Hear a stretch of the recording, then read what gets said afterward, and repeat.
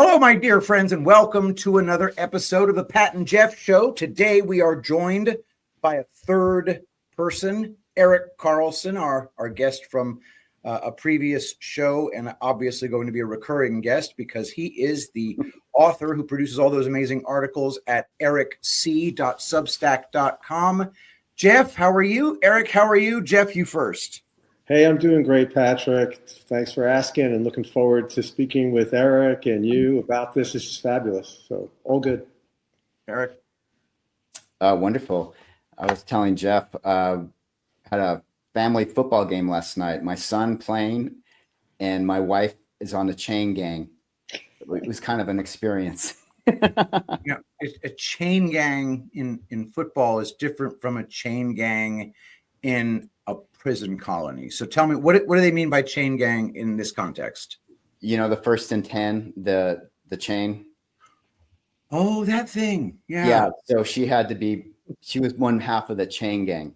That is so funny. So here my 52-year-old wife and my 15-year-old son are both on the field together at the same time. It was a very surreal thing. Is he your youngest? Yeah. That is awesome. That is awesome. It's also really good to have a good teenager because teenagers are a pain in the ass, no matter how good they are. But when you have a good one, it's a blessing. I've got 2 good ones, and it really just comes down to not cutting corners when they're young. I mean, I was a teenager, and I very, very distinctly remember being an arrogant little shite, and I apologize to my parents yet again for what a little dick I was. But anyway, the subject of today's show is the Venona Project, an article by Erik Carlson. And I think we may end up finding a few parallels with some of the stuff that we have discussed in the past. And I only say that because the graphic that you have supplied us with on this article is a little thing called a black swan. Except there's a big old Z on it. And I think we're getting a little dose of what you're getting at with this. But what we're going to do is I'm going to read it. And you're going to jump in periodically. Either Jeff or Erik jump right in, and we'll talk about it. But I think we might end up talking about a few things that we're all very familiar with. And I'm really excited. I come to this article fresh as a daisy. I have not read a single word of it because I am irresponsible. But it's going to be great, and we're going to have a great time. So before we begin, please hit that thumbs up on this video. All of you rating in from the D-Class show, either from Rambo or from News Treason, thank you so much for being here. We always do this show right after the D-Class show on Saturday night. So hit that thumbs up for us, share it, and if you really like it, tell all your friends and family. And here we go. From ericc.substack.com, Venona Project, American Patriots Discover Their True Enemy by Erik Carlson. I don't know about you, but when someone insists that I not look somewhere, my curiosity gets the better of me. When I Google something and the AI tells me the subject matter that I'm inquiring about is baseless, false, debunked, QAnon, conspiracy theory, they might as well be saying anyone who even considers looking into the matter is not only low IQ, but completely insane. If you even think about pursuing the matter, everyone will look down on you. Don't do it. I'm not claiming to be a genius, but I'm pretty sure I'm not low IQ. If someone was to do an assessment of my life, my healthy relationships, my lack of psych meds, my overall temperament, my place in life, they would likely come to the conclusion that I am, in fact, not insane. Like everyone, I occasionally stress out about things that are outside of my control, but I'm a husband, a father, a financial advisor, which means I have people who depend on me a lot more than the average person. So, why the sirens and riot police showing up with helmets, shields, and clubs to stop me when I Google JFK Jr. Z Special Unit Tattoo.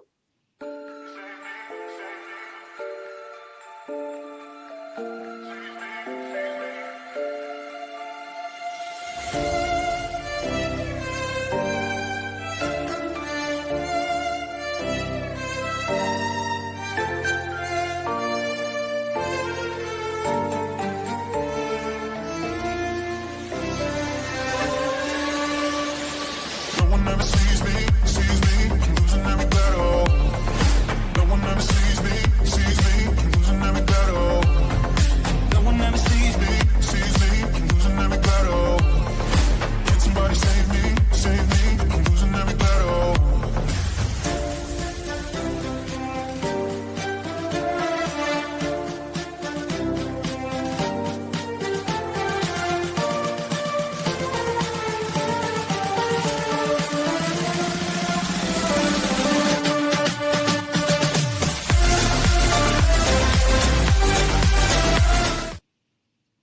After the barrage of "don't look here" and "it's all fake," and Google did tell me that John Jr.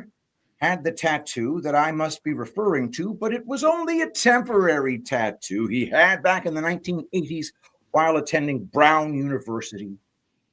There is no evidence of him having it later on. Okay, it wasn't permanent, but why did he put it on himself for a big national photo shoot? The conspiracy theory that Google AI immediately jumped to is the theory that JFK Jr. is still alive and helping Donald Trump take down the satanic pedophiles who ruled the world. Now, I'm not saying that John Jr. is still alive. I'm not saying he died in the airplane crash in 1999 that is shrouded with strange happenings and coincidences.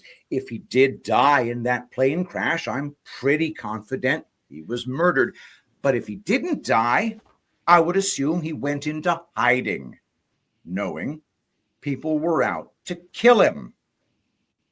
I don't have enough information to give me a definitive stance on the matter. I hold it with an open hand.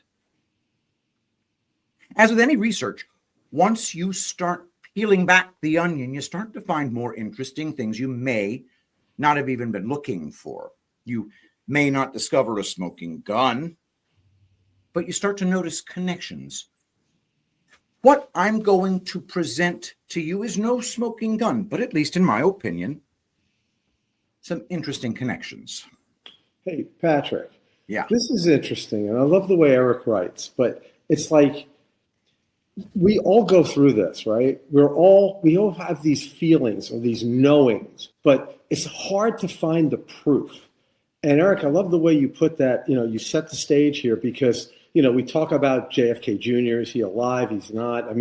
But the way you present it, it's so well done. And you did a great job only because we just don't know for sure about any of this. Think about it. Patrick, I've been tracking you this past week with News Treason and Joe. And it's like, the great questions that you ask and the answers are just like, no, we don't really have proof, but we really get close to this, So anyway, I just wanted to call that out. Fabulous. And by the way, it's funny. Everybody always says, I'm not a financial advisor, but we finally have a financial advisor here who does that. What's funny is I was listening to Patrick and the boys, and they were talking about silver and things like that. And they say, we're not a financial advisor, so we don't understand this. And I'm thinking to myself, hey, I'm a financial advisor and I don't understand what's going on. Right. Yeah. So there seems to be an assumption that as a financial advisor, everything that's going on. Yeah. Maybe better than most, but it's like, I'm not a doctor, but wait a minute. I am a doctor and I don't know anything. I am a doctor, and here I am giving you advice on things I don't know anything about. By the way, can I offer you some injections of toxic heavy metals and microplastics? Yeah. I'm really excited about the topic of JFK Jr. in general every time it comes up because of the fact that it gets that stigma of you're such a crazy person for talking about it. I don't get that anymore with flat earth. I don't even get that with flat earth anymore. People are like, oh, you're flat earth or whatever. I'm not, but you do you.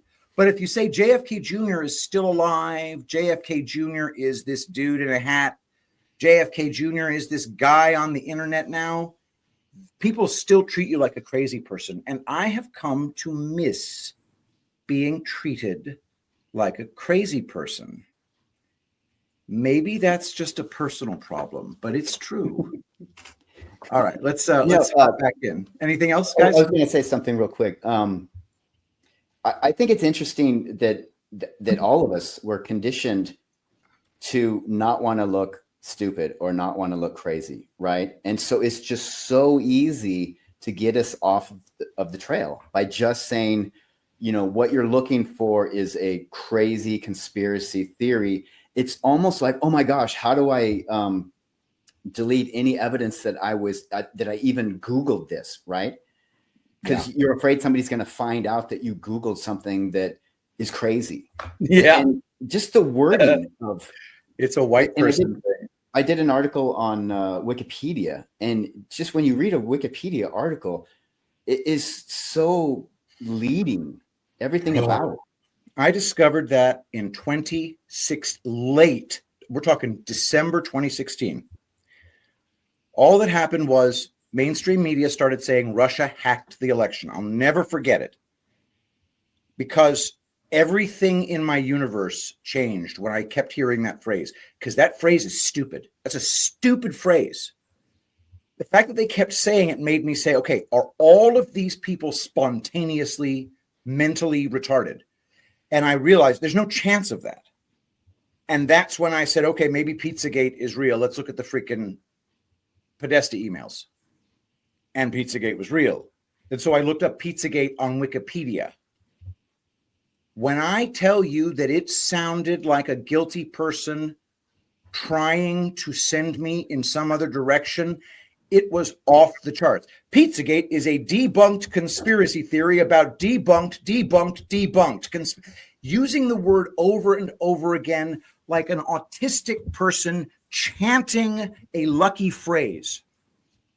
And that is that's what we get really good at spotting.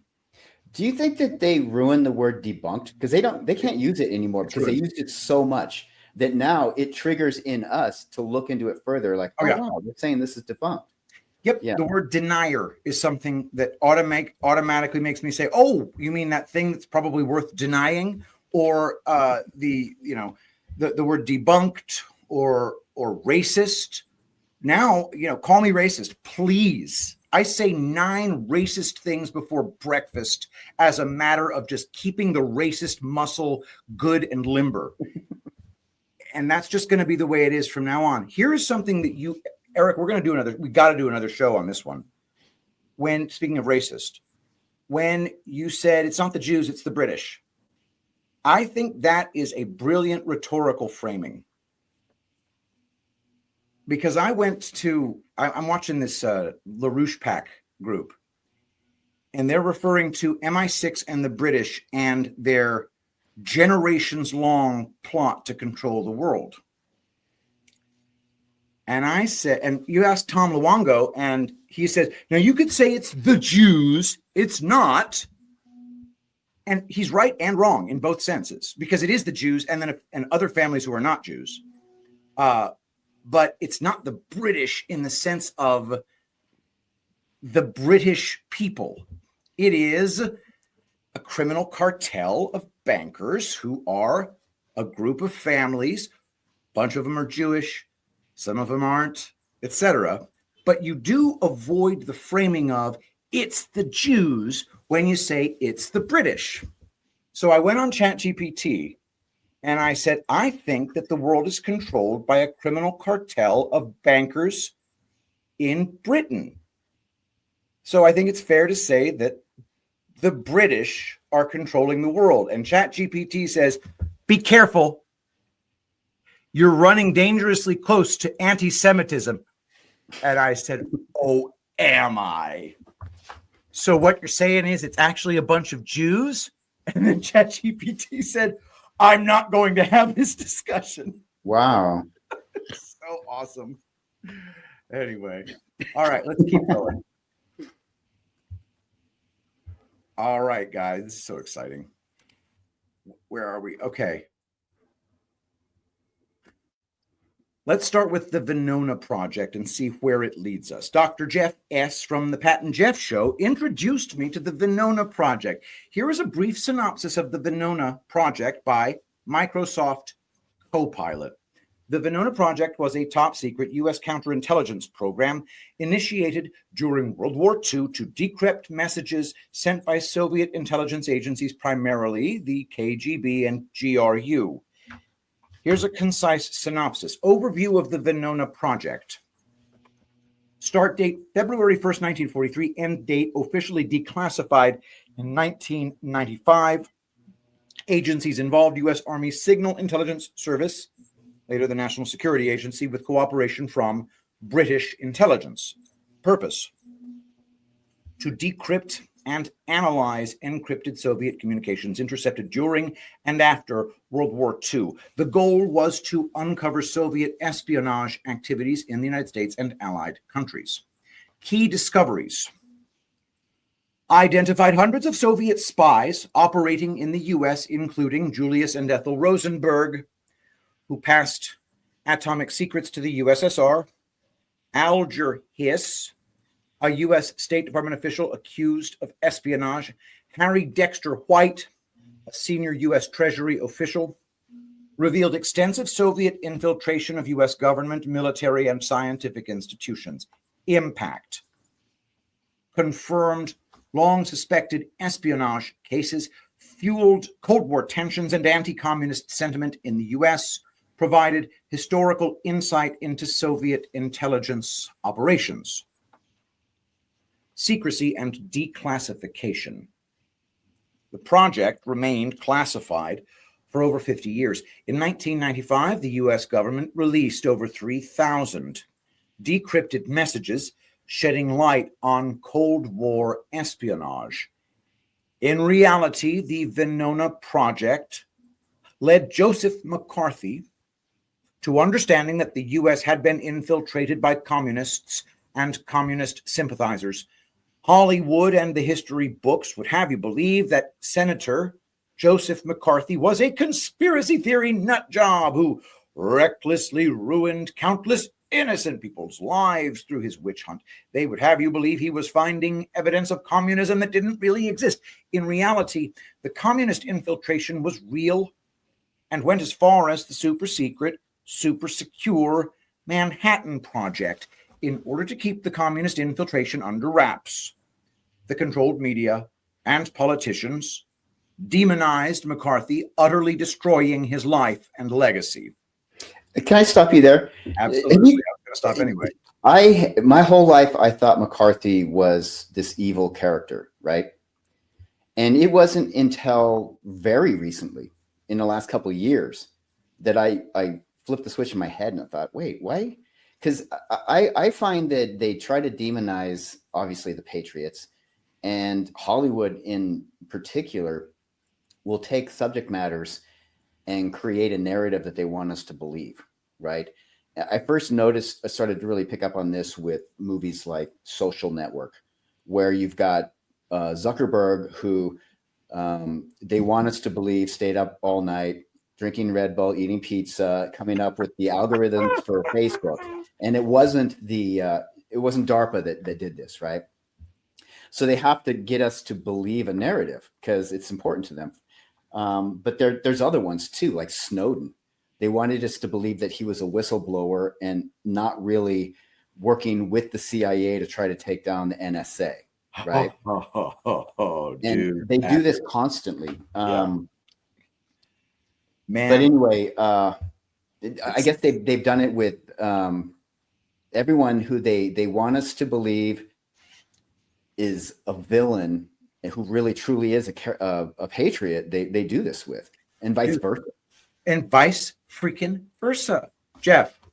Yeah, it's a great point, Eric, because this is part of what the Pat and Jeff show is all about, kind of, is exposing some of these people in the past, and we've exposed or at least tried to expose, I don't know what the term would be, but detail a different perspective of people in history.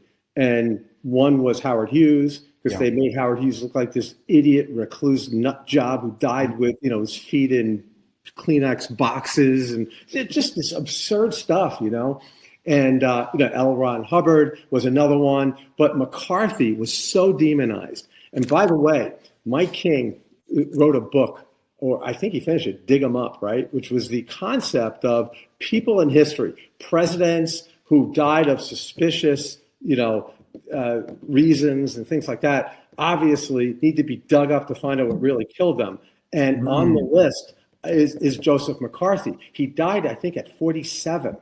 And when he was young, they took him out because he was very popular, even though he was censured in Congress by Lyndon Johnson, right? President Scumbag extraordinaire. What a scumbag. Him and Eisenhower together worked on a project to get rid of and sort of destroy McCarthy. And eventually they just killed him because he still was popular even after they did all these things to him politically.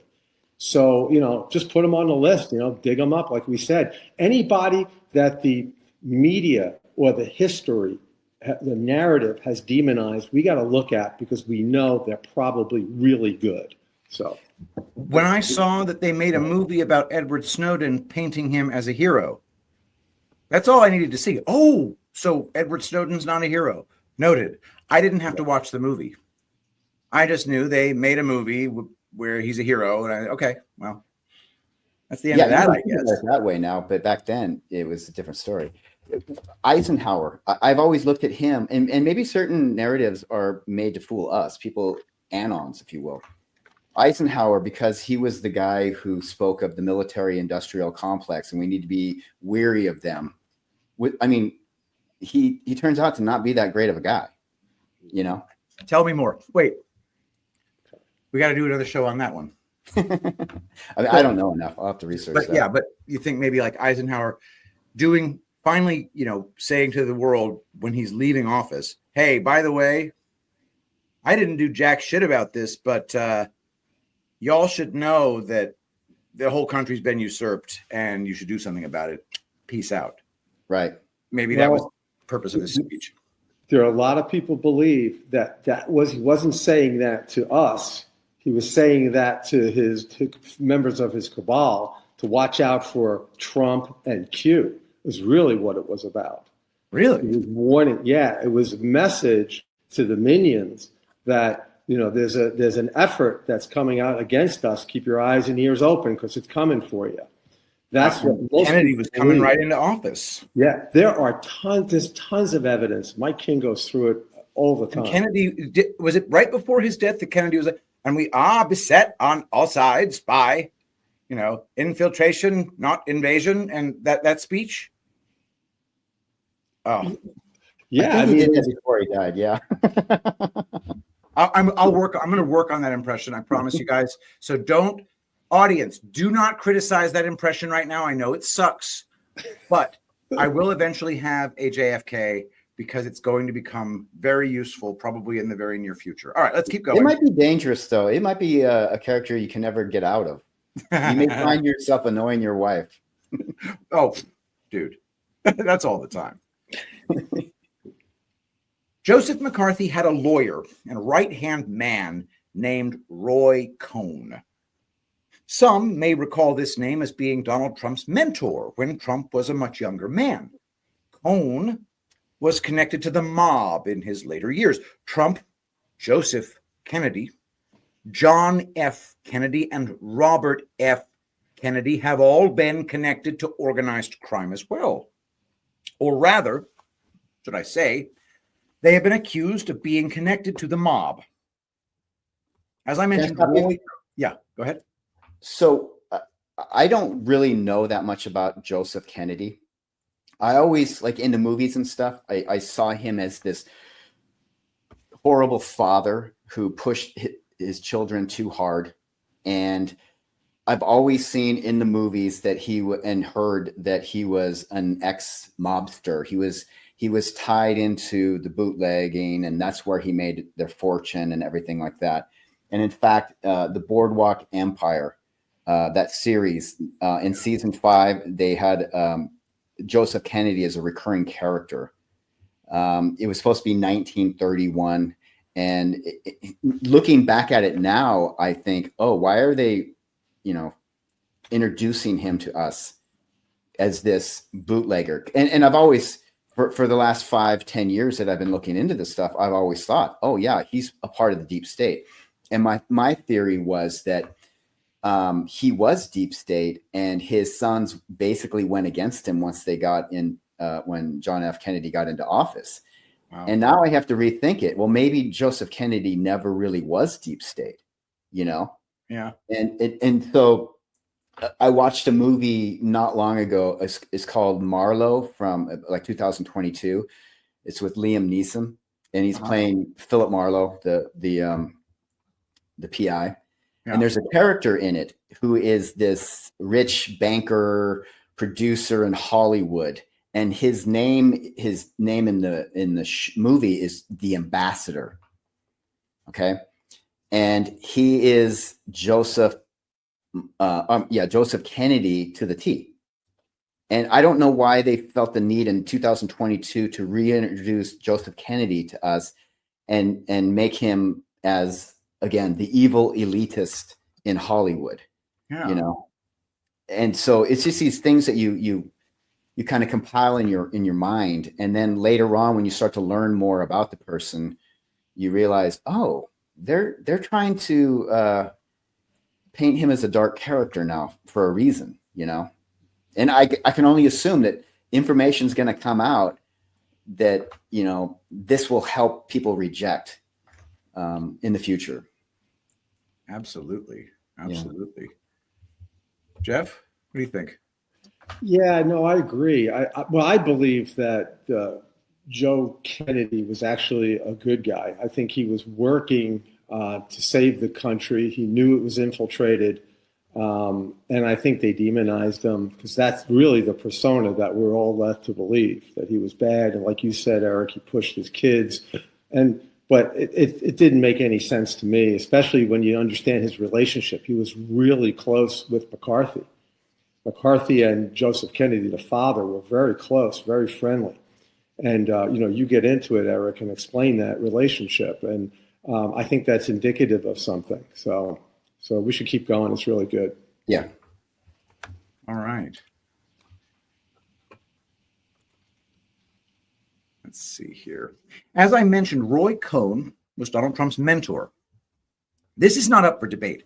A critic of Trump might say Trump's relationship with Cohn was a way of learning how to be a criminal, and a supporter of Trump might say that he was learning how to survive successfully in a world run by organized crime. When I say organized crime, this includes the cartel, the cabal, the deep state. Joseph Kennedy and his family had very strong ties to Joseph McCarthy. Joseph Kennedy was a rich, powerful, and influential man whose sons went on to be presidents of the United States and attorneys general. What does Google AI have to say about McCarthy's connections to the Kennedys? The relationship between Joe Kennedy and Joe McCarthy. Personal connection. Shared background. Both men were Irish, American, Catholic, and defiant anti-establishment mavericks. They also shared a mutual disdain for the liberal Eastern establishment.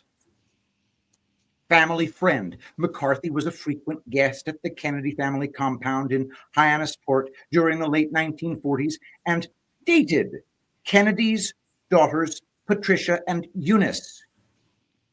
He was also a member of the family's informal Barefoot Boys softball team. Political alliance. Financial support. Kennedy was a major financial supporter of McCarthy, contributing thousands of dollars to his campaigns beginning around 1950. Some estimates place Kennedy's total contributions as high as $500,000. in 1950. Strategic coordination. In the 1952 Massachusetts Senate race, Kennedy worked a deal with McCarthy to protect his son, JFK. McCarthy refrained from campaigning for the Republican candidate, Henry Cabot Lodge Jr., thereby neutralizing a potential threat to JFK's narrow victory. You have McCarthy, the Republican, best buddies, close buddies with Joseph freaking Kennedy, a scion of a Democrat dynasty. I mean, no, sorry, a progenitor of a Democrat dynasty. Securing a job for RFK. In 1953, at Kennedy's urging, McCarthy hired a young Robert F. Kennedy. Guys, was McCarthy a Republican? Yes. Yes. Different times. I'm sorry. I knew he was a Republican. I just started to doubt it after I'm reading all this. It's Well, shocking, isn't it? Yeah, but what it shows you is that they were part of this effort against the cabal because they knew it was a one-party system. You know, they declared themselves Democrat. We don't think JFK was he really a liberal? No, not with what you read, what he talked about, what he was pushing. The funny thing is, I don't remember. I've been obsessively listening to Tom Luongo, and one of the things he pointed out just in an aside, he said, yeah, because Donald Trump is so right-wing. Wait, no, he's actually left of JFK, which is true. Yeah. So at Kennedy's urging, McCarthy hired a young Robert F. Kennedy to serve as a staff member on his Senate Permanent Subcommittee on Investigations. Hey, Patrick, just hold there for 1 second. Yeah. Just a quick question to you guys, and maybe this might be something interesting for Eric in the future. Robert Kennedy, we never hear anything about him. And I find that odd. I mean, you know, in all this about JFK surviving the assassination attempt in 63, you know, and Junior wasn't on that plane or whatever, you know, but nobody ever talks about RFK. I don't know why. I'm not looking for the answer right now, but I'm just putting it out there. Why is that not of issue or question or concern to us? Why don't we want to know about this? I want to know, but I don't know. Neither do I. Yeah, good question. It seems kind of important. Yeah, never part of any conspiracy theory. Never. Why? Yeah, you don't have people who dedicate their whole lives to trying to solve the murder of RFK. Yeah, like you do JFK. Wait a minute, it's Sirhan be Sirhan. Yeah. They weren't sure about the name, so they said it twice. I know, right?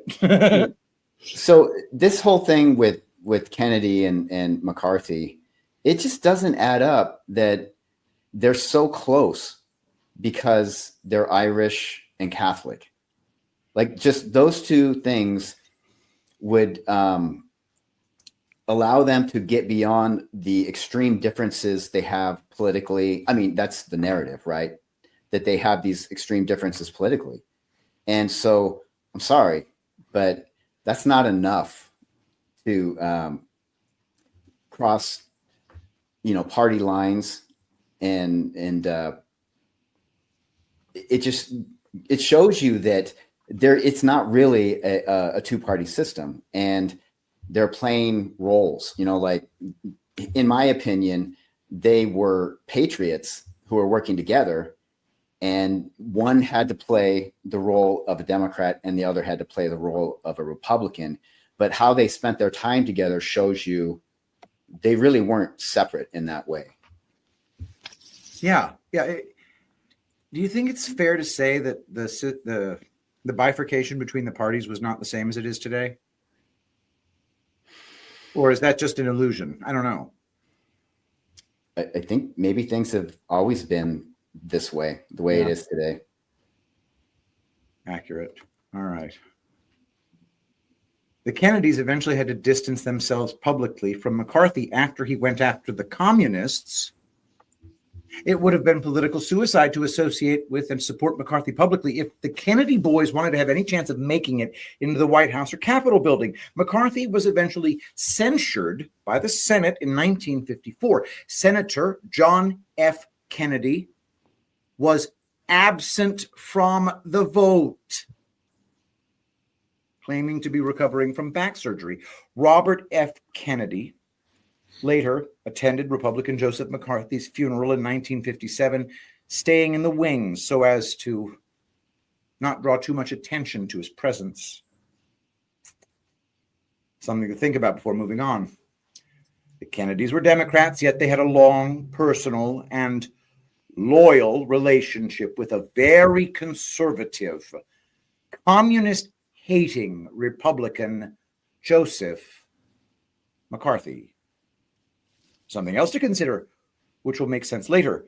Joseph Kennedy was appointed ambassador to the United Kingdom in 1938 and only lasted at that position for 2 years, according to Google AI.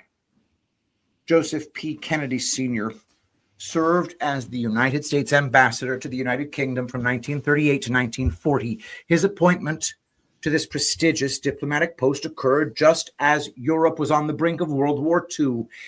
Key details of his ambassadorship: appointment: President Franklin D. Roosevelt appointed Kennedy the position in 1938, January, and he began his service in March of that year. Pre-war views initially welcomed by the British, Kennedy quickly ran into difficulties due to his pessimistic views on the war and his support for appeasement towards Nazi Germany. Interesting framing, kind of loaded, don't you think?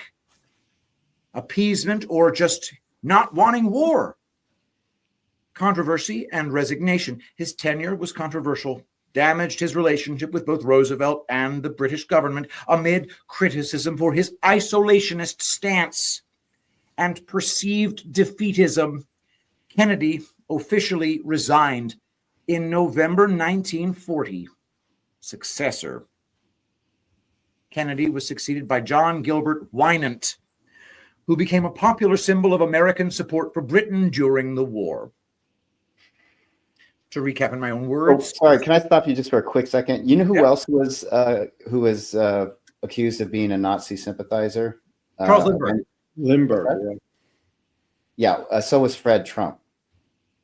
Yes. And if anybody doesn't know who that is, that's Donald's dad. Yes, whose middle name is weirdly Christ. Yeah. What's that about, by the way? I don't know. Well, but also remember, we aren't really sure. And I think there's some people suspect that maybe Patton is Trump's father, right? And there's some evidence for that, but who knows? But there's definitely a family resemblance if it's true. You can see it. I mean, we've talked about that in the past. Yeah. And that speaks to the bloodlines. And we don't have to get into that now. We've talked about that in the past as well. But Fred Trump was a patriot. His brother John Trump, right, was obviously connected to Tesla. That's kind of odd. How did that happen? I mean, There's a lot of stuff here. It's a lot to unpack. It really is. And I love the fact, Eric, that you call out, Fred in this thing, and that I wasn't aware that they attacked him. I didn't know that. So it's interesting. So yesterday, out of curiosity, I read the Wikipedia profile of Fred Trump. I've never really looked into Fred Trump that much, and I think it's weird that we're not really called to do that, right? I mean, most people aren't interested in that. I don't know why that is, but I read the Wikipedia profile, and it was attacking in every way. They said, he was arrested at a KKK march, but he had no affiliation with the organization. But they throw stuff like that in there. But there was 3 things out of this profile that stood out to me as important. The rest of it was just garbage attacks. One was that Donald Trump's grandpa died of the Spanish flu in 1918. So Donald Trump multiple times has referred to the Spanish flu as being the 1917. Yes. How could he not know that it was 1918 if his own grandpa died in 1918 of it? Okay. That's just one thing that I took from that. However, in 1953, Donald Trump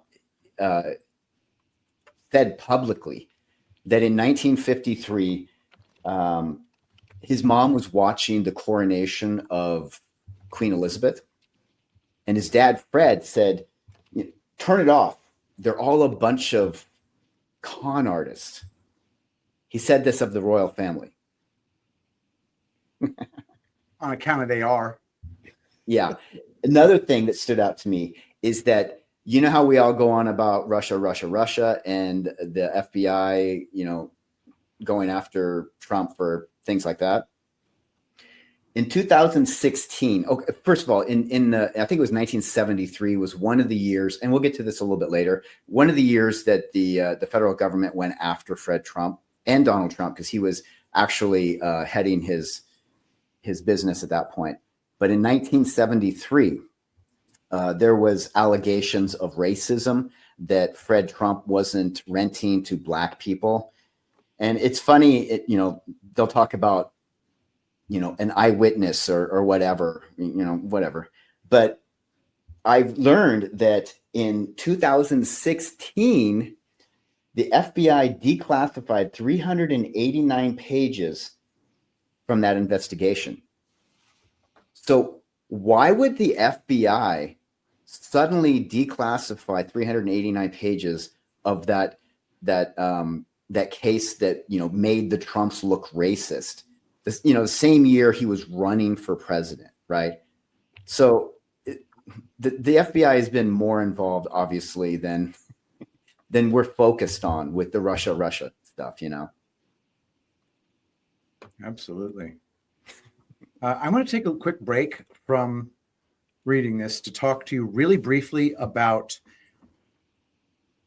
I want to talk to you about Tulip Soothe, because I'm really excited about it. The reviews are not just in, they're really starting to come together. If you look at Tulip Soothe at the tulipblooms.shop website, we have 47 verified reviews. This is a review that Shopify, the system, has verified. They purchased the product. It was delivered. They're a real person who used the product. It has 4.74 out of 5 among those reviews. And you'll notice we have a 100% diamond authenticity and diamond transparency rating. And that means we don't delete any reviews, and that's verified by Shopify. So when somebody puts in a bad review, we don't touch it. So go look. But here are the most recent reviews of the Tulip Soothe Balm. Bruised tailbone. This is from Jamie Blair. I had a bruised tailbone after losing 157 pounds over the last year. I lost my fat ass and could barely sit down due to tailbone hitting sensitive ligaments. Tulip Blooms Soothe, she's referring to, not only soothed, but is healing the deep bruising I've had for the last 7 months. I can't sit comfortably without it. I used to spend $95 on a cream compound from pharmacy every other month that didn't work as well as Soothe and didn't help heal. Thank you, Tulip Blooms, for your dedicated hard work. Here's the next one. It eased the pain. This product has helped my husband to the point he walks without a limp. It really eases his pain. Another, Tulip Soothe Balm has worked wonderful on my sore back after overdoing exercise. Wonderful product. Smells great. Guys, go look at these reviews at tulipblooms.shop. This contains Helichrysum Metallicum from Croatia. And it's not bulk stuff from a barrel that you're going to get from other vendors. This stuff is small batch, amazing, and it just gets into the skin and it gets down to where the ache is. You got to check it out at tulipblooms.shop. Don't forget to use promo code Shapiro for an extra 10% off. Guys, get me your shipping addresses. I'm going to get each of you a wonderful 2-ounce jar of this amazing balm. I know both of you can use it. Eric, you with all of that soreness from lifting 1,000 pounds or whatever it is you do. And Jeff, you, of course. This contains eugenol from clove. And it also contains isopropyl myristate and it contains something called transcutol, which takes those essential oils and gets them deeper into the tissues, producing the effect that we're looking for. This has been a labor of love producing this product. I cannot wait for you to try it if you haven't already. So go to tulipblooms.shop, get your hands on the Tulip Soothe Balm. You will not be disappointed. Okay, now let us continue on our journey. Venona Project. To recap in my own words, Kennedy was appointed to be the ambassador of the UK and quickly had issues with how the UK, or should I say the City of London, anti-Semite, was pursuing and escalating a war with Germany. Kennedy wanted to keep America out of the war and either resigned or was forced to resign because of it. Let us now fast forward a decade or so. Through the Venona Project, American intelligence discovered that communists had infiltrated the US and were communicating back top secrets to the Soviet Union. This next part is very important, and this is where I take facts and I create speculation. Speculation that makes sense to me and fits together the pieces of the puzzle that up to this point would never quite fit. I believe the Venona Project not only exposed that communists within the US were working with the Soviet Union, but England was as well and could no longer be trusted. US intelligence was working directly with England's intelligence, sharing everything, trusting them completely. And through the Venona Project, some people discovered that England's intelligence was in fact working with the communists of the Soviet Union. I've been saying this for years now. The City of London created communism and forced it on Russia. They created the Soviet Union to be their lackeys. Where's my evidence? During World War II, the Soviet Union lost 50 times more people than the British in fighting the Nazis. Are we to believe that the British were just 50 times better at dodging bullets and bombs? To whom did the Americans deliver supplies? Which fronts did the Americans help at? The Russians were left to die while the British were aided by the Americans at every turn. You know, this is all interesting. I think we should kind of talk about this a little bit. You know, the City of London, the Vatican, and DC, right? Those are the three, power plays of the world, of the cabal. And often we hear that the City of London is the banking, financial head of the snake. Vatican is the religious or psychological, and of course DC is the military or the muscle, right?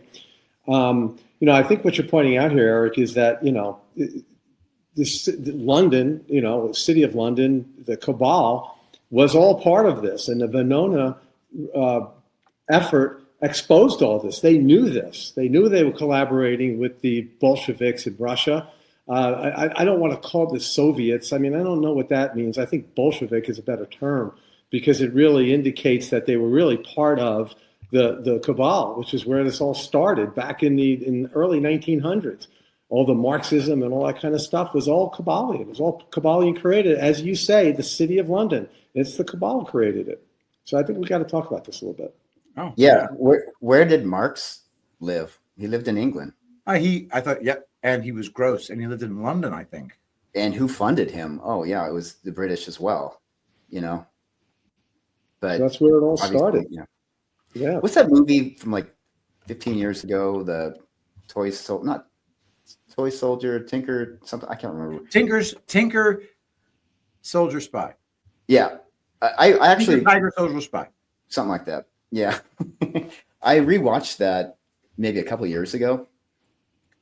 And even at that point, I wasn't thinking that when this whole movie was exposing the British double agents, right? And so there again, narrative that these were British double agents and that Britain wasn't actually working with the Soviet. They have to get that narrative to us to believe the story they want us to believe. Yeah. But it makes perfect sense to me that the city of London and the Soviet Union were working hand in hand, you know? Maybe. Agreed. Another thing I'm noticing, man, the people in charge of City of London and America really hate Russians. Yeah. Yeah, well, we know why. We'll get into that because we should go a little further. But yeah, I want to bring that up a little bit later because this is kind of building for me, and I can't sit still because I kind of want to get it out. But we're not there yet, so let's keep going. This is great. All right, let's see here. If you've read my work before, you might recall that the British aided the South in the American Civil War, while Russia helped the North. England wanted America to be ripped apart, while Russia helped to keep it together. Russia has always been America's true ally, and the City of London has always been its biggest foe. The City of London created the Soviet Union and communism to push back against America and to control the world. In my opinion, through the Venona project, American patriots didn't just discover that the U.S. was infiltrated with Soviet spies, but they discovered the City of London was behind it all. A split within U.S. intelligence needed to occur. While most U.S. intelligence was either knowingly or unknowingly working with the British, a group of America First patriots needed to separate from them and take things underground. It's possible that this was the birth of the Q movement. We've got to stop here. We got to talk. Okay, I love this. So, a lot of people say the Q movement kind of developed and came around 2020. Then there are people who say, no, it's 2016 when Trump came down the escalator. And other people say, no, I don't know. I think it was more of the second term of Obama, it was 2012. I have a different opinion. My opinion, and I've expressed it before, is that Q has been a movement that goes far back, further than we understand. In fact, I believe that Q goes back to Lincoln. And the reason why I say this and believe it is because you have this cabal, this criminal enterprise, and there are many different ways to describe it, but one world order, whatever. And it didn't take them just 20 years or 30 years to develop this. I mean, we go back to Pike and people predicting there was going to be a World War I, World War II, back at the end of the Civil War, right? That they had this all gamed out, and they did. This has been in the works for centuries, taking control. So my argument is you don't defeat an enemy that's been building and controlling for not just decades, but centuries, and take them out in 15, 20 years. It's got to go back further. It has to. Now, here's what I'm really thinking. Now, a lot of people, historians, indicate that Lincoln was very close to Tsar Alexander II. And that was part of what you cite, Eric, how the Russians helped Lincoln during the Civil War by bringing their ships into San Francisco and New York harbors and things like that to help the North, supposedly. Okay, I agree with that. I think they did. But of course, there's a connection there. And I think the connection, you might think, Patrick, knowing how I think, is Tartaria.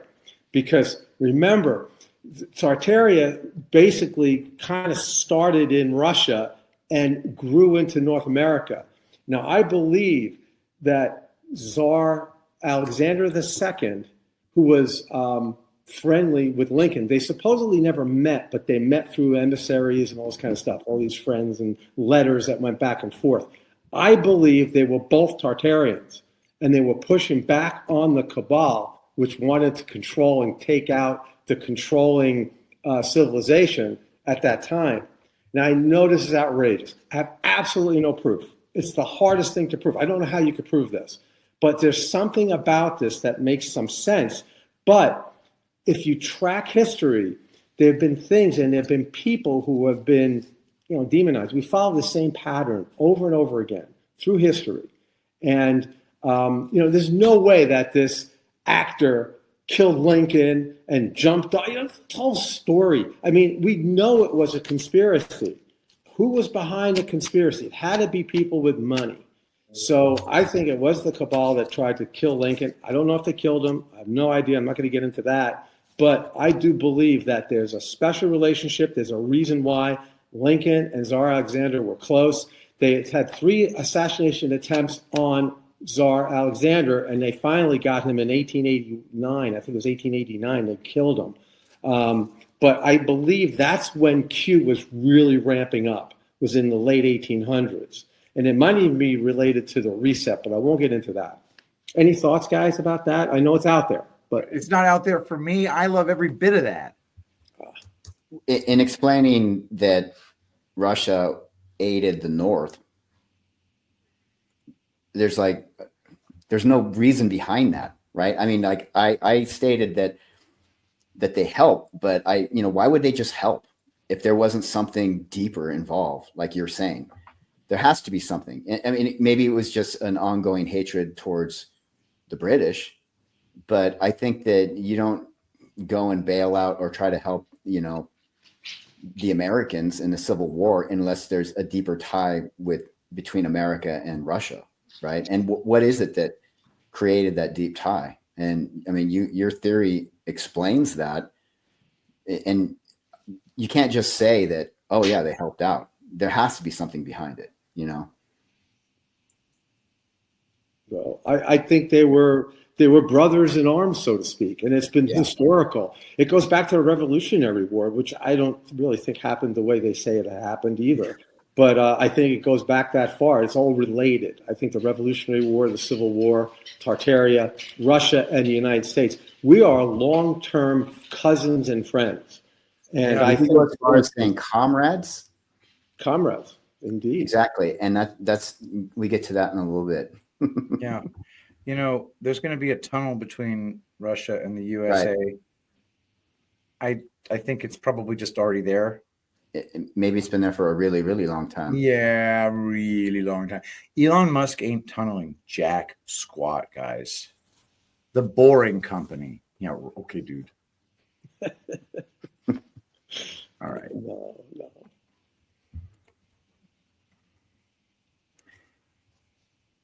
In my opinion, through the Venona project, American patriots didn't just discover that the U.S. was infiltrated by Soviet spies, but they discovered the city of London was behind it all. This might have been the birth of the Q movement.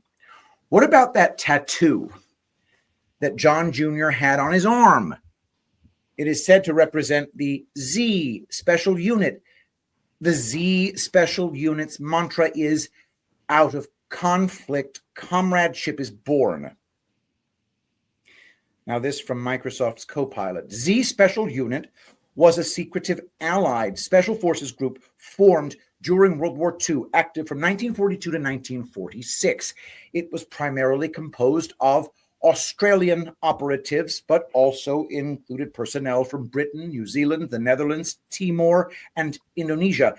The unit was part of the Services Reconnaissance Department, SRD, under the Allied Intelligence Bureau. Mission and operations. Z Special Unit specialized in clandestine operations, sabotage, special reconnaissance, guerrilla warfare, long-range penetration missions. They conducted 81 covert operations in the Southwest Pacific, often operating behind Japanese lines in places like Borneo, Timor, and the former Dutch East Indies. Operatives were inserted by submarine or parachute and worked closely with local resistance groups. Notable missions. Operation Jaywick, 1943, a successful raid on Japanese shipping in Singapore Harbor using a disguised fishing vessel, the MV Crate. Operation Remaw, 1944, a follow-up to Jaywick that ended tragically with the deaths of 23 commandos, many executed after capture. Legacy. Though disbanded after the war, Z Special Units' tactics and training influenced the development of modern Australian special forces. Their operations remain a model for guerrilla warfare and unconventional military strategy. The Z Special Unit was created by Australian Field Marshal Sir Thomas Albert Blamey. He was an Australian general of the First and Second World Wars. He is the only Australian to attain the rank of Field Marshal. Blamey served under General Douglas MacArthur in the Pacific during World War II. If you recall, during World War II, JFK served in the South Pacific, the same region of the world that the Z Special Unit operated in. This is not to say that JFK directly served in the Z Special Unit.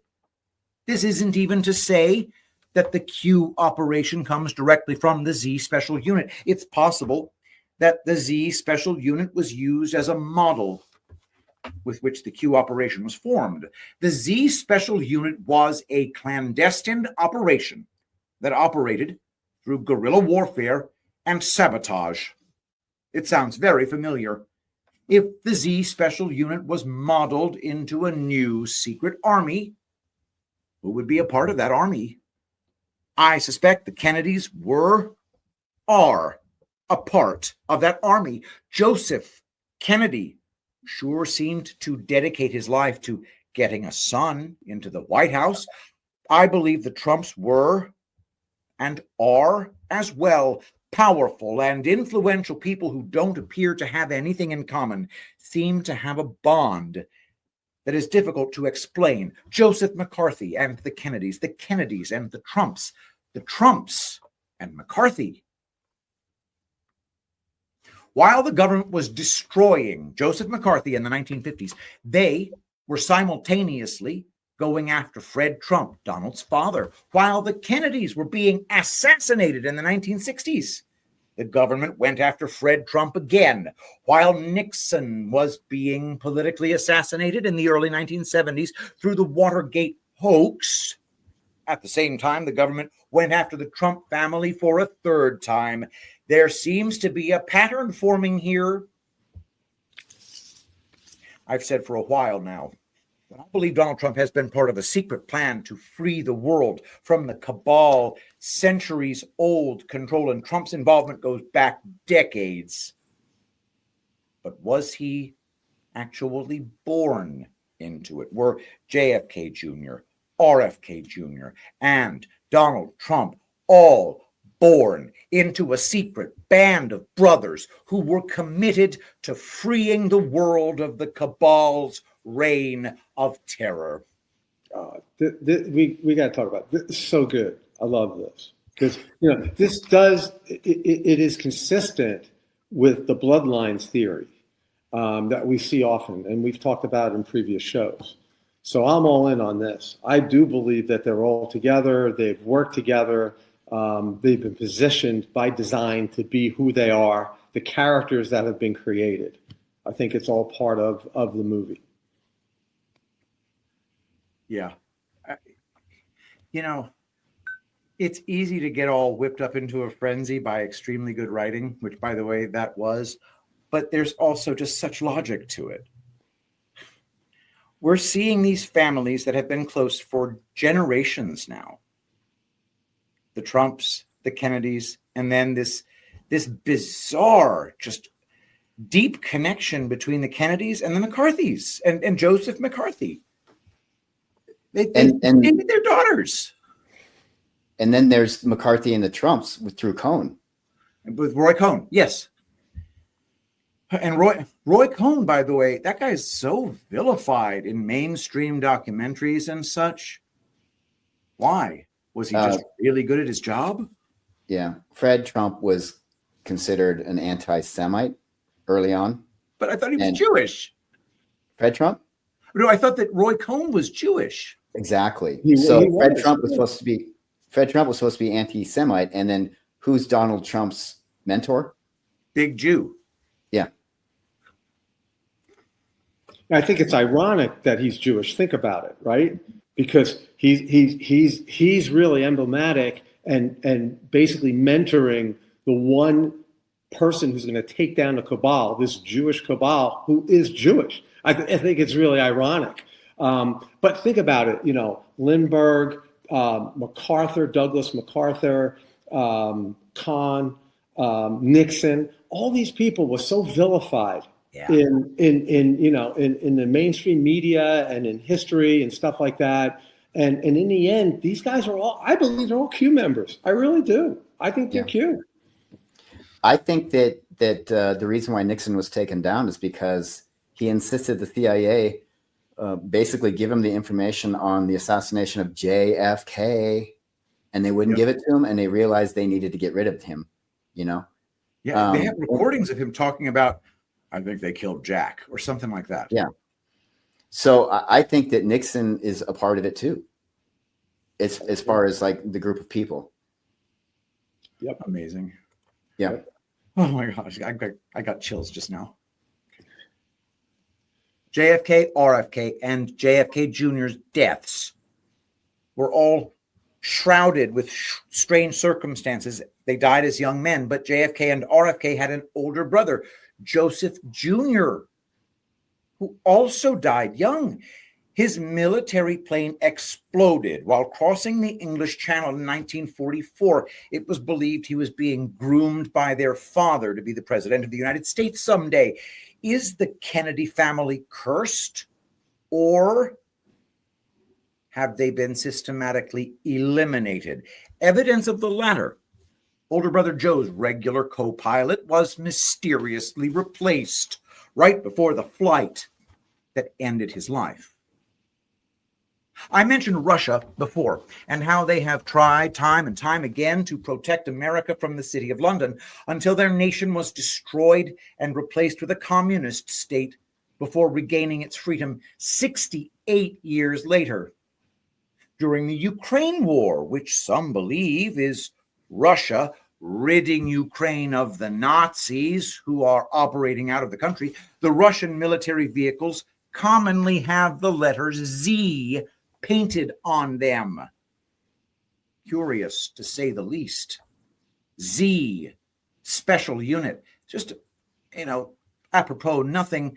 There is no letter in the Cyrillic alphabet that looks like that. It has a Z in it, but it is a cursive Z in every form, whether it's handwritten or it's in print. It never looks like that. Yeah. Let me leave you with another one of those strange connections that everyone tells you to ignore if you happen to discover it. There is a statue of Thomas Blamey, the field general who created the Z special unit during World War II. It's located in Melbourne, Australia. The artist who made the statue is named Raymond Ewers. Ewers created a couple of other notable memorials in Melbourne as well. One is a JFK memorial, and the other is of a black swan. At what point do the connections become too mathematically impossible to remain coincidences? And that's the article at erikc.substack.com. Don't forget, it's erikc.substack.com. What is the significance of the black swan? I just forgot the definition of it. I mean, it's like an event that occurs that is, outside of the norm, if you will, completely outside. I'll tell you the origin of the concept of a black swan philosophically. Karl Popper made the simple argument: how many black swans do you need to observe in order to falsify the statement, all swans are white? The answer is 1. And it has come to mean the outlier event that cannot be allowed for in predictions. It is the thing that changes everything. For example, COVID is a black swan. You can't account for it. And a black swan changes everything. Say like and I don't think nuclear weapons are real, but a nuclear attack on a major city, that's a black swan. Something after which, it's the kind of thing that after it, you make a big fat black marker line on the timeline. Before the black swan and after the black swan, everything's different. That's what it means to me. Well, you could argue that JFK assassination was a black swan event. Yeah. Right? 9/11, a black swan. 9/11. Changes everything. Yes, Yeah. exactly. Some might even say that the 2008 financial crisis was a black swan. There aren't many of them. They don't occur yearly. They occur with decades between them. But it's the absolutely unique event that falsifies a previous assumption, a major previous assumption. But I do buy into the connection that, Eric, that you're making between the Z Special Unit and Q.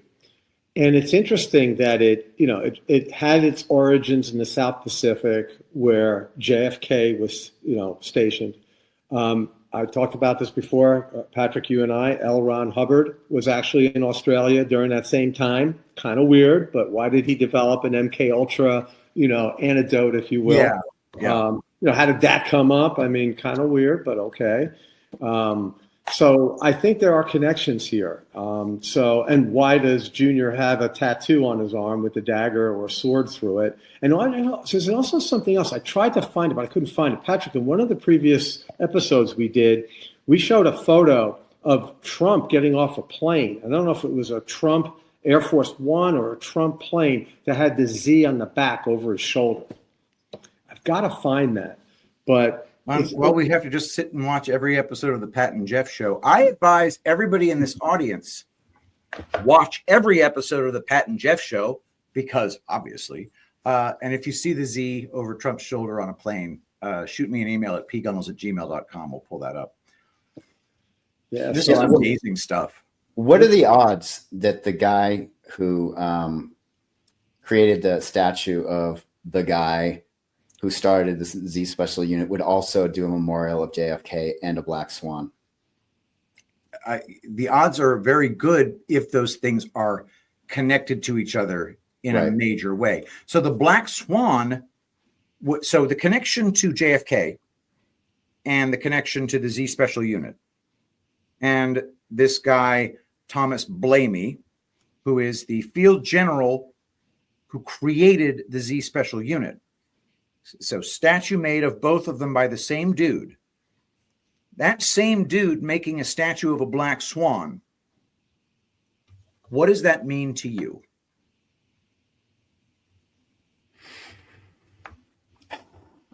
Just that he was trying to signal to us what's going on. That Z Special Unit itself is a black swan, that we are preparing for a black swan. And what would that black swan be, in your opinion? Well, I mean, to me, I think when I think of the black swan, I think that the world is being run a certain way by certain people, and there's going to be an event that causes it to just flip. And then once that event occurs, nothing will be the same. And you could say that the assassination of JFK is a smaller version of that black swan, but I mean, I think we're still waiting for that event that makes it click for everyone. And once that does happen, no one will look at history the same, No, we will not. It's very exciting to live through this stage, because we know that it's a late stage stuff, guys. Oh, you know what I was going to say? If you go back in history and just, this is just kind of off subject, but you guys know about World War I and how Woodrow Wilson, he basically got reelected because he promised to keep us out of World War I. And then as soon as he was elected, he got us into World War I. And his controller was Colonel House, who was a City of London stooge. So, I mean, it goes way back, and I'm not saying that that's as far back as it goes. That's just another example of it goes back further than many people believe. The other thing that I was going to bring up that's off the subject as well is how Richard Nixon was running for president in 1960. And he discovered that the mob was stealing the election for JFK in Illinois. And he was okay with it. He let it go. You know, He stole Could you it fair and imagine? square, boys. he should. If everything was, real, he would have fought that tooth and nail. But he allowed it to go Destroy the republic.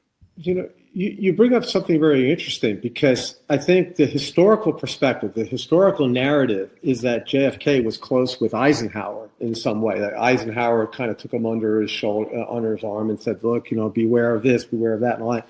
And that Nixon was his enemy, political enemy. And I think it's the opposite. Right. I think Nixon and Kennedy were working together.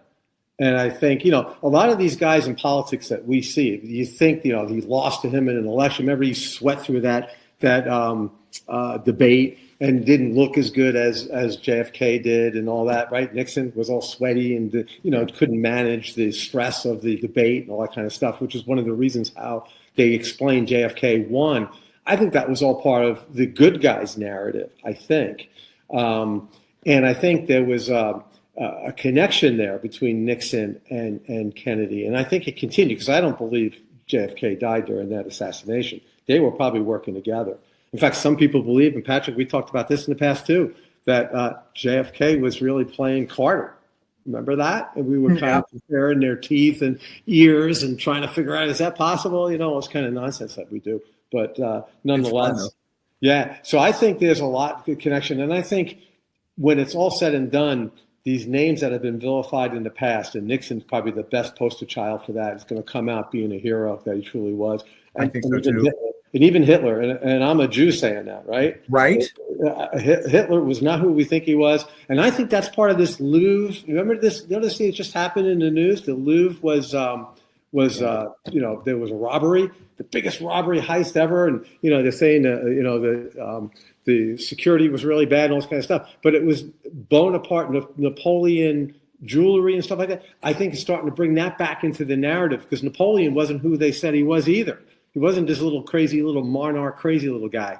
I think he really was trying to fight against the cabal, against the controlling one world effort. And I think they vilified him in the end and took him out. Bro, you have got to tell us what happens when you say this around your fellow Jews. Oh, I don't know any fellow Jews. No, yeah. I've actually explained this. One of my cousins, and my cousins are in New York, and they're very highly liberal. And one of my cousins is kind of always been an outsider, and along with me, kind of. They're all older than I am. I'm kind of one of the youngest, and I'm in my mid-60s. These people, and they'll die liberals like craziness, like supporting Obama, like Obama was the god, But I told my one cousin, who's kind of awake, about my views on Hitler, and she was silent. I mean, she didn't come and attack me. I think she digests what I say, but it was interesting. But if I brought that up to my brothers or something, it would be insane. I couldn't imagine what they would say, But would someone take offense if you said during World War I, Hitler went into a mental institute and came out a different person, and then from that point on, he had a different personality? Yeah, I don't know if you guys remember in World War I, Hitler had like blindness through, psychological reasons or whatever. He couldn't see. And then he had to go to a mental institute. And then he came back out. He went in a timid man and came back out a powerful speaker, Damn. totally different personality. I didn't know any of that. Yeah. Well, I think it was PTSD, I think, what you would describe, what created that for him, because he went to war in World War I and he wasn't prepared for it, I don't think. But he was somewhat of a hero in some way, I think, for the Germans. But then you're right, something happened. I don't know. But, when you compare the personality of Hitler, he's a lot like Trump. And the way that the media and the mainstream history vilified Hitler is the same thing they did to Trump. I mean, it's all about nationalism and about, defending your people. And Mike King goes into this great depth about what he views of Hitler and what Hitler was all about. And I think that's going to start to come out, that he was not who we think he was. I mean, I think he was a completely mind-controlled puppet. And the things that he did was bad, but he was a mind-controlled puppet. So people always argue, well, how do you support Hitler when he did such bad things? It's like, I'm not supporting him. Do we really mind controlled? What in particular did he do that you regard as bad? Yeah, I don't even know. Well, you see, that's just it. That's the narrative. The narrative is that he killed all these people. Those are the Bolsheviks that killed all those people. I mean, I believe he took the Jews out to these camps to protect them. He took them out, and I think that's where these camps in upstate New York, these Jewish sleepaway camps, because I grew up in New York, right? Everybody used to go to these sleepaway camps upstate New York, and they had, dancing, and they had, swimming and all these things. That's what they patterned them off of, these supposed concentration camps. Now, I'm not a Holocaust denier. I believe Holocaust happened, but I believe they were Russians. I believe they were Armenians. I believe there were all hosts of European people who were killed. Dude, and it wasn't just, that's so freaking it wasn't savage. Just Jews. I know. Yeah. But also, it could be. Here's what Scott Adams did that made me laugh so hard when somebody asked him what a Holocaust denier was. And he said, okay, here's what a Holocaust denier is. So the Anti-Defamation League comes up with a very specific number of Jews who were killed in the Holocaust. And if you say the number of Jews killed in the Holocaust is anything different than what the ADL says it is, if you say it's one person smaller, then you're a Holocaust denier. Now, let me be clear. I say it's exactly whatever the ADL says it is. If they change that number tomorrow, that's my new number. So anybody who calls me a Holocaust denier, you're lying. And it was such brilliant rhetorical framing. You just have to go with whatever these freaking gangsters say is the current narrative on the Holocaust, or you're a Holocaust denier. And believe it or not, in some countries, you deny Holocaust, jail. And it is amazing to see. One of my arguments about the 6 million number is, first of all, there are 1 million Jews, I think, in the United States today, with the size of the population supposedly reported at 6-7 billion in the world, right? So if you go back to population prior World War II and look at the numbers and the ratios, there couldn't have been 6 million Jews. There couldn't have been. I'm like, where the hell did they get 6 million Jews from in 1938, Europe? I don't buy the number. My lunch break guy does this evaluation of, all the population growth and stuff, and saying that, in the 1700s, they couldn't build those buildings. There weren't enough able-bodied men to build them. I mean, it's the same argument. The 6 million Jews. Jews were not that popular. I don't understand this. All of a sudden, everybody wanted to be a Jew back in Europe in the 1930s. I mean, come on. It wasn't a big population. It couldn't have been more than it is in New York. Really? Come on. It's crazy. It doesn't make any sense. Or LA today. So I never bought the number. And if the number's wrong, they always go into 6 million. These Kabbalists have something about that number. 6 million. Hey, dudes, if you want to stay healthy, stay 6 feet away. 6. Everything's about 6. I know. There you 6 feet under. 6 feet under. There we go. There we go. So now we're going to wrap up the show now. This is the part where we note that Dr. S is essentially a CIA operative who is able to disappear at will and is a human ghost. So don't try to find him on social media. He'll find you. But Erik, you tell us, where can we find you on social media? ERIKC@substack.com. Also, ERIKC.substack.com. Yeah, I'm on X as well, Erik. ERIKEC17. I'm surprised I haven't taken more crap for having 17 on there. Oh, well, we just got to get you more people trolling you, and then you'll know what it's like. And it's a lot of fun, really. So after this show, I'm going to get your addresses and get you some Tulip Soothe sent Awesome. out, because I know that ultra premium essential oils, that you just can't replace them. It's freaking amazing. Everybody check that out at tulipblooms.shop. Check out the reviews for Tulip Soothe. And guys, any final thoughts on our topic of today? Because I think this one was a real banger.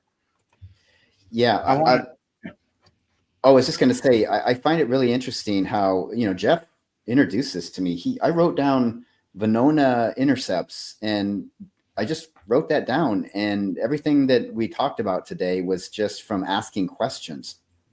Because there's nothing out there that says what I said. I just kept Googling, asking questions that led me from one place to the next.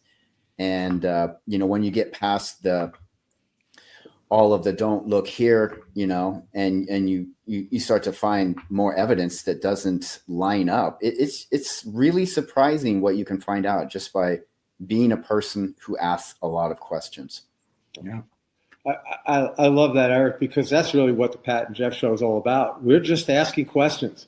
We're not trying to get you to think of a way we think or lead you down a path. Just keep asking questions and dig for yourself and figure it all out. That's what Ascension is all about anyway, right? It's about sovereignty, self-sovereignty. Ask the questions. That's why there's not supposed to be one leader that guides us. It's supposed to be our innate intuition that guides us. So, Eric, you're right. It's like, do your own research and figure this all out yourself. Ask questions. Absolutely. I'm going to round out the show with something from the Babylon Bee that just tickles me pink. And it is about the World Series. Blue Jays to start World Series with 7-run deficit as Trump imposes tariff on foreign teams. Hey, they just won by 7. I know. That's right, guys. If you're Canadian, I'm sorry, we have to impose a tariff on you. Hey, guys, thank you so much for joining me today. Everybody hit that thumbs up button on this episode. Share it with your friends. Hit that like button. Follow, subscribe, do all the things. Thanks, guys. See you next time.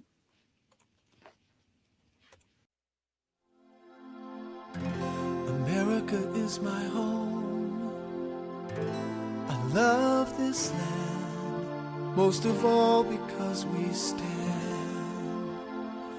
one nation under God, and a dream was born. Give me your tired, your poor.